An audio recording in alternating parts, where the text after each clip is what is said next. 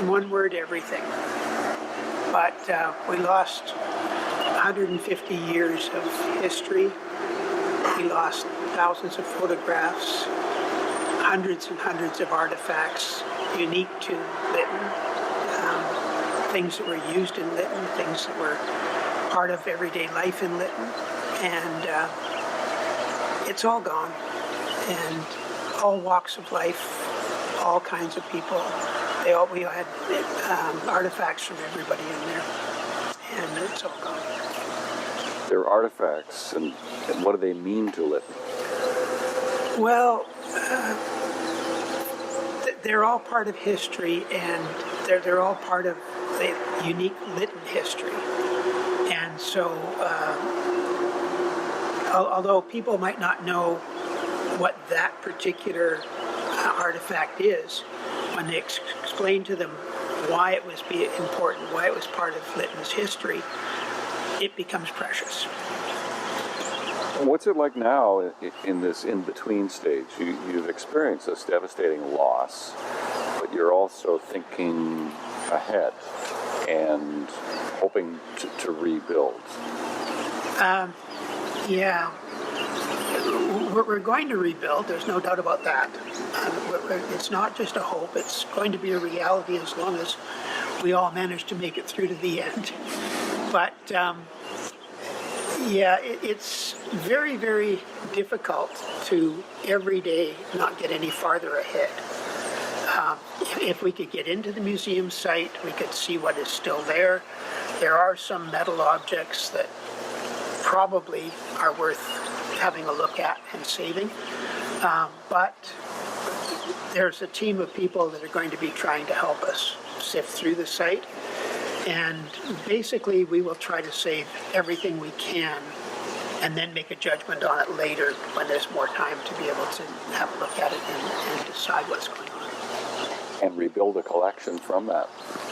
Start to rebuild the collection from that, but Lytton has been around for a long, long time, and there are things that are in other places which we would like to get back to help rebuild the collection. What's an example of that?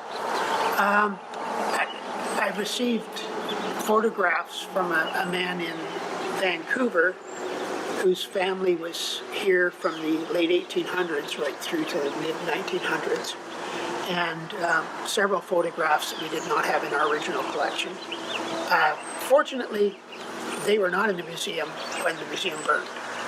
And then we've received back a journal already that was, parts of it were done from a photocopy, and they were in our newsletters many years ago, but the original journal is coming back. So there are things like that that people hear, oh, things were destroyed, but I have Auntie Jones whatever, and they've been offering to send some stuff back, and that will also make a new collection. That's a great example. And I'm sure there are many people in British Columbia who want to assist. And what would be the most meaningful way to help your museum now or maybe a year from now? Oh, that's a difficult one, really, because there are lots of people who want to help, but right at this moment, there's nothing to help with until we get a plan, until we get an action plan ready to go. And once we get that plan ready to go, then we'll have lots for people to do.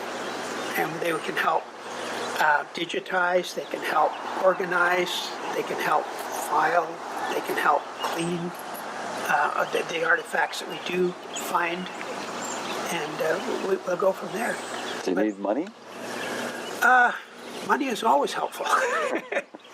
The trouble we have right now, of course, is that everything you do in a museum is archival. So you can't just put it in a file folder that you buy at a stationery store. You want to get an archival file folder, and they end up, due to the nature of being non-acidic, etc., being expensive. So yes, money would be helpful, and it would be spent on those kind of things.